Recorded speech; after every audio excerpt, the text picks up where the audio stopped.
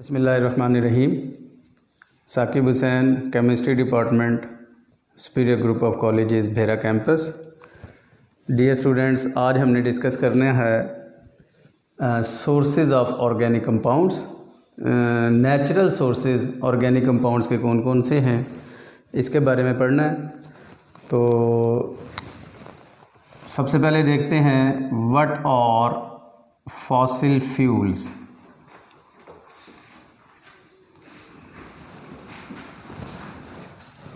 आप जानते हैं डेड बॉडीज़ जो प्लांट्स की हैं या डेड बॉडी एनिमल्स की, जो कई मिलियंस ईयर्स अगो, कई 100 साल पहले ज़मीन के अंदर दब गई। जब वो दबी, मिट्टी उनके ऊपर आ गई तो decomposition, bacterial action, high pressure, इनकी वजह से एनिमल बॉडी और प्लांट बॉडी की डीकम्पोजिशन शुरू हो गई। डीकम्पोजिशन की वजह से जो फ्यूल बनते हैं उन्हें हम बोलते हैं फॉसिल फ्यूल्स। फॉसिल फ्यूल्स 3 तरह से होते हैं। एक होते हैं कोल, नेचुरल गैस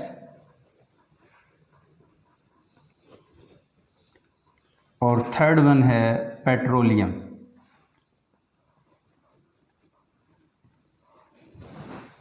तो हमने 1 बाय 1 कर इन तीनों सोर्सेज को पढ़ना है। कोल, नेचुरल गैस, पेट्रोलियम, इन तीनों सोर्सेज से हम ऑर्गेनिक कंपाउंड हासिल करते हैं। तो सबसे पहले पढ़ेंगे कोल।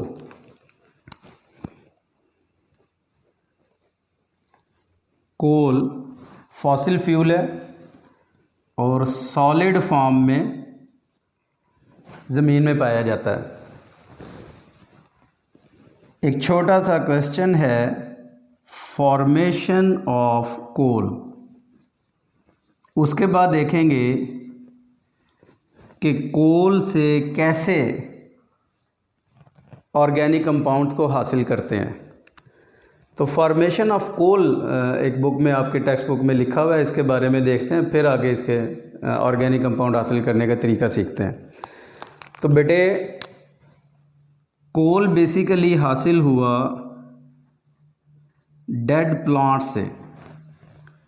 जो वुड है, वुड जब ज़मीन में दब जाती है, आज से 500 मिलियंस ईयर्स अगो,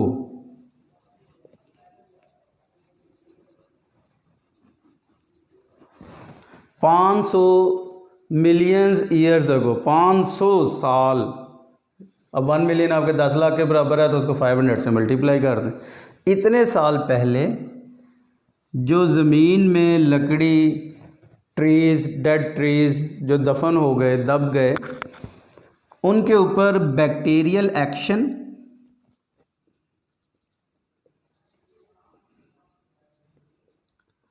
और हाई प्रेशर, दो चीज़ें, एक बैक्टीरियल एक्शन, दूसरा हाई प्रेशर, इनकी वजह से केमिकल रिएक्शन हुआ, केमिकल प्रोसेस हुआ, और उस केमिकल रिएक्शन के नतीजे में वुड जिस फॉर्म में तब्दील हुई, उस फॉर्म को बेटे बोलते हैं पीट। तो पहली फॉर्म जो लकड़ी से नेक्स्ट स्टेज कोयले की बनने की पहली स्टेज हासिल हुई, डेट इज़ पीट। फिर चलते चलते ये process due to high temperature, high pressure, next जो कोल की स्टेज है जो पीट से कन्वर्ट होती है, उसको बोलते हैं लिग्नाइट।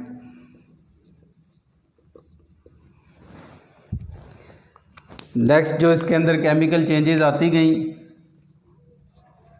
और अगली स्टेज को हम कहते हैं बिटुमिनस कोल।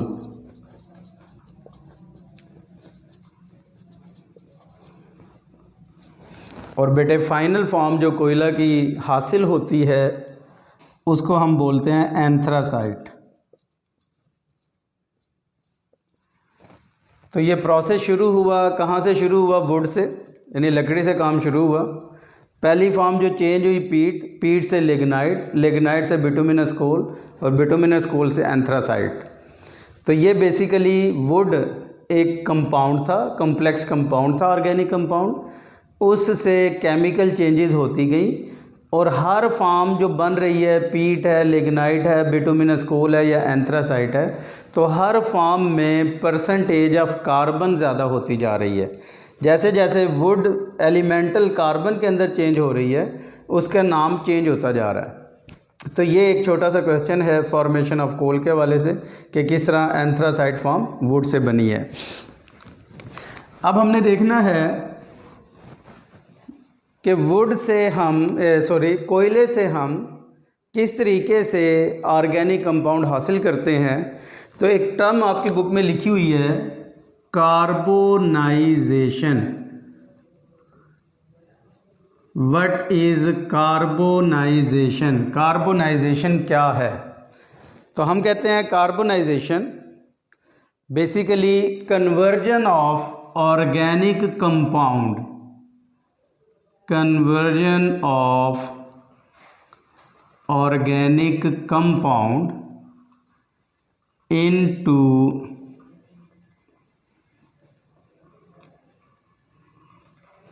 Elemental carbon.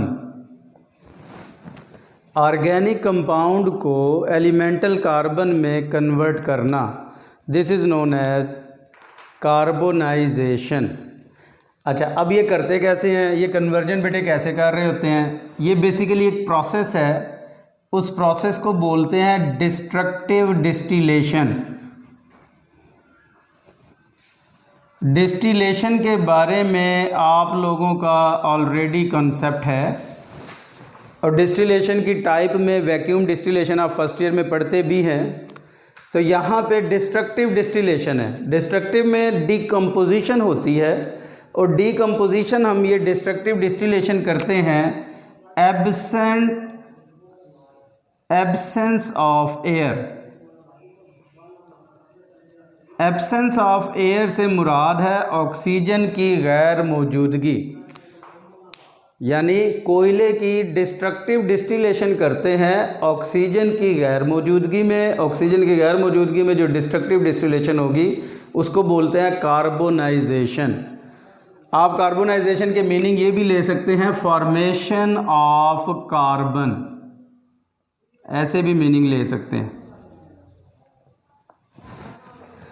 तो एनी हाउ कोयला की डिस्ट्रक्टिव डिस्टिलेशन करते हैं एब्सेंस ऑफ एयर में, और एब्सेंस ऑफ एयर की मौजूदगी में कोयला से फिर हम ऑर्गेनिक कंपाउंड हासिल करते हैं। तो कोल की जब आप डिस्ट्रक्टिव डिस्टिलेशन करते हैं और ऑर्गेनिक कंपाउंड हासिल होता है absence of air,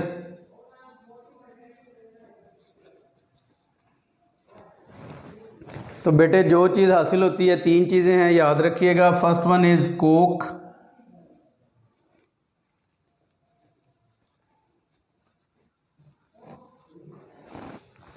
second one coal तार,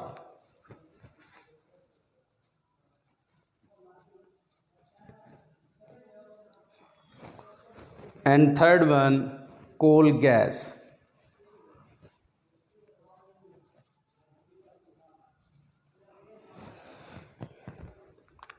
तो ये आज का टॉपिक था जिसके अंदर हमने क्या देखा कि आप कोयला से किस तरीके से ऑर्गेनिक कंपाउंड को हासिल करते हैं। तो सोर्स ऑफ ऑर्गेनिक कंपाउंड में कोल के बारे में हमने देखा है। नेचुरल गैस और पेट्रोलियम इंशाल्लाह हम नेक्स्ट लेक्चर में देखेंगे। Thank you.